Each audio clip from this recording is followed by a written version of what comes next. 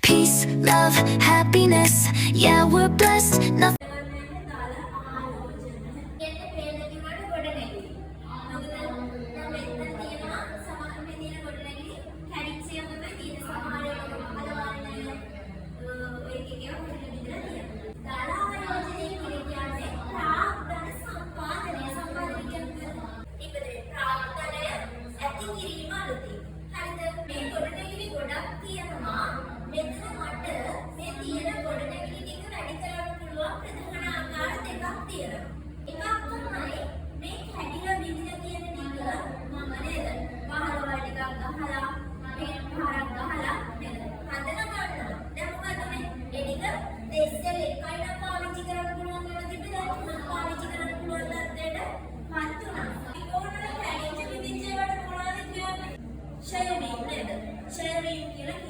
ප්‍රාර්ථනාශය ප්‍රතිසම්පාදනයේ ඒ කියන්නේ පවතින ප්‍රාර්ථනාවක් අනිත් වැඩියා කර ගැනීම.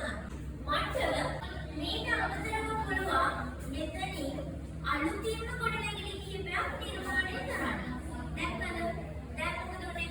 අලුතින්ම හදුවම ඒ තිබ්බ ගොඩනැගිලි ප්‍රමාණය වැඩි වුණා නේද? අපි මේකෙදි කියනවා සුද්ධ ආයෝජනය. මේකට තව වචනයක් කියන්න පුළුවන්. නව ප්‍රාර්ථනා සම්පාදනය. අලුතින්ම ප්‍රාර්ථනාවක් ඇති කිරීම.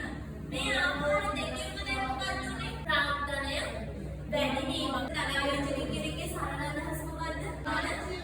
සම්පාදනය. ඒ කියන්නේ ප්‍රාර්ථනා වත්කාලික වැඩි කරගන්න එක. ඒක කරන්න පුළුවන් ආකාරය තමයි මේ තියෙන්නේ. ආකාරය කියන දෙකයි තියෙන්නේ. මොනවද ආකාර දෙක?